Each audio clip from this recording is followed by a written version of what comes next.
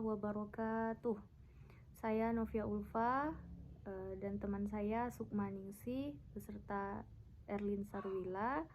Kami dari kelompok 4 akan mempresentasikan dari makalah yang telah kami buat, yaitu dengan judul Tokoh-tokoh Pendidikan Islam Klasik, yaitu Ahmad Ibnu Miskawih, Ali bin Muhammad Al-Mawardi, Ahmad bin Ali Khatib Al-Baghdadi, dan Muhammad Al-Ghazali. Baik, di sini saya akan membahas yang pertama, yaitu tentang Ahmad Ibnu Miskawih. Yang pertama yaitu riwayat hidup dari Ibnu Miskawih. Ibnu Miskawih merupakan salah seorang ulama besar yang amat masyhur, di mana dia lahir di Persia, Iran, sekitar tahun 320 Hijriah atau 932 Masehi. Nama lengkapnya adalah Abu Ali Ahmad bin Ibnu Muhammad Ibnu Miskawih.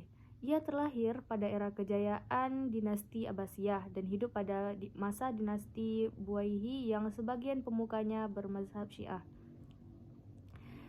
Ibnu Miskawih meninggalkan banyak karya penting. Jumlah buku dan artikel yang telah ditulis Ibnu Miskawih tidak kurang dari 40 buah. Menurut Ahmad Amin, semua karya Ibnu Miskawih tersebut tidak luput dari kepentingan filsafat akhlak. Sehubungan dengan itu, tidak mengherankan jika Ibnu Miskawih selanjutnya dikenal sebagai moralis. Di antara karyanya misalnya Tahzibul Akhlak atau Kesempurnaan Akhlak, Tertib As-Sa'adah tentang akhlak dan politik, Al-Syiar tentang tingkah laku dan kehidupan, dan Jawidan Khairat yaitu koleksi ungkapan bijak.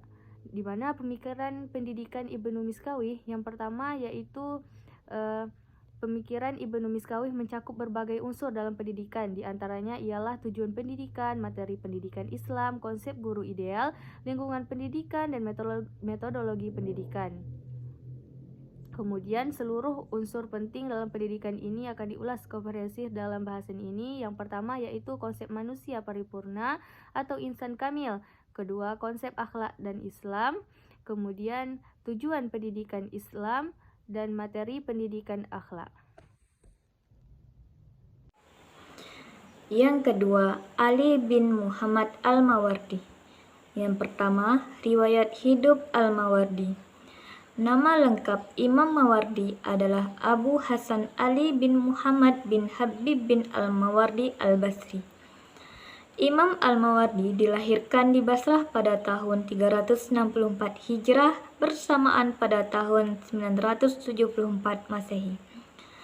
Panggilan Al-Mawardi diberikan karena kecerdasan dan kepandaiannya dalam berorasi, berdebat, berargumen, dan memiliki ketajaman analisis terhadap setiap masalah yang dihadapinya. Sedangkan julukan Al-Basri dinisabkan pada tempat kelahirannya. Masa kecil Mawardi dihabiskan di Baghdad hingga ia tumbuh dewasa.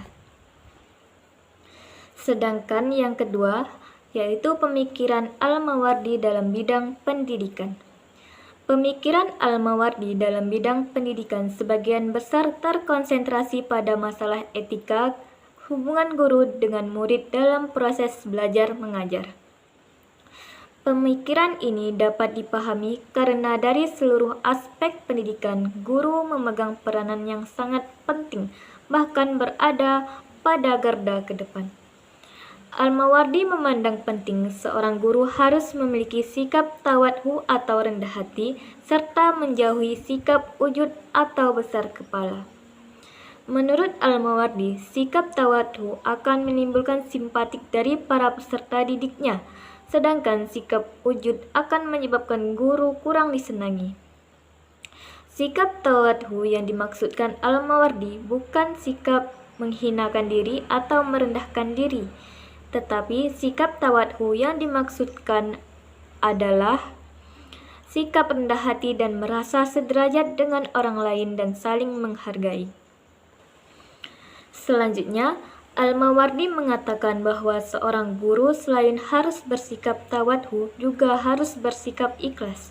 Secara harfiah berarti menghindari riya, sedangkan dari segi istilah ikhlas berarti pembersih hati dari segala dorongan atau mengharapkan status penghormatan serta lainnya. Yang ketiga, Ahmad bin Ali Al-Khatib Al-Baghdadi. Yang pertama, riwayat hidup Al-Baghdadi. Khatib Al-Baghdadi, Ahmad bin Ali bin Sabit bin Mahdi Al-Hafiz Abu Bakar Al-Khatib Al-Baghdadi, seorang ahli hadis. Ia dilahirkan pada Jamadil Akhir 392 Hijrah. Beliau mendapatkan didikan dari Qadi Abu Taib Al-Tabari, Abu Hasan Al-Mahmali, Syekh Abu Ishaq Syirazi, dan Abu Nasir bin Sobah. Riwayat hidup Al-Ghazali. Al-Ghazali adalah tokoh pemikir Islam dan sekaligus tokoh pemikir kemanusiaan secara umum. Beliau juga salah seorang yang berotak cemerlang yang memiliki berbagai keunggulan dan jasa dalam berbagai aspek. Pada masanya, ia menguasai seluruh ilmu syar'i kecuali ilmu hadis yang diakuinya sebagai ilmu yang belum dikuasainya secara mendalam. Ilmu pengetahuan yang dikuasai mencakup fikih, ushul fikih, ilmu kalam, logika, mantik, filsafat, tasawuf, akhlak, dan yang lain. Ia telah menyusun buku tentang semua bidang tersebut yang telah diakui kedalamannya, orisinalitas, ketinggian, dan memiliki jangkauan yang panjang. Al-Ghazali menerima pendidikannya awalnya di kota Tus, tidak lama sebelum meninggal ayahnya. Ayahnya mempercayakan pendidikan Al-Ghazali dan adik laki-lakinya kepada seorang sufi teman terdekatnya.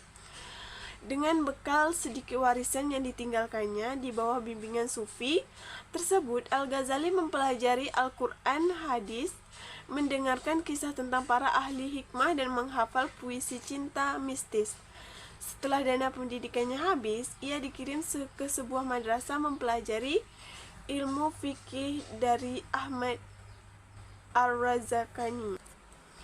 Selain bidang studi kalam dan filsafat, bidang studi yang merampas pemikiran Al-Ghazali setelah tinggal di Naishapur adalah sufisme. Dia mempelajari teori dan praktiknya di bawah bimbingan Al-Farmazi.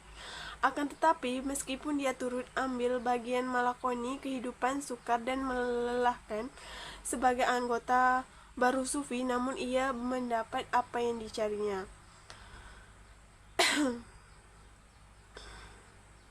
Pemikiran Al-Ghazali. Al-Ghazali merupakan sosok pemikir muslim yang cukup cemerlang.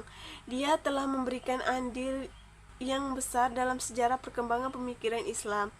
Dia adalah tokoh yang berhasil mendamaikan antara fikih dan tasawuf, sehingga ketegangan antara fuqaha dan sufi dapat diredakan. Di samping itu, Al-Ghazali juga mampu menciptakan satu sinesa baru di antara kutub kesadaran keagamaan, yakni kaum sufi yang berlebihan dan para tatelok yang kering dan melangit, dengan membangun kembali struktur keagamaan ortodoks atas dasar pengalaman pribadi. Sekian, terima kasih.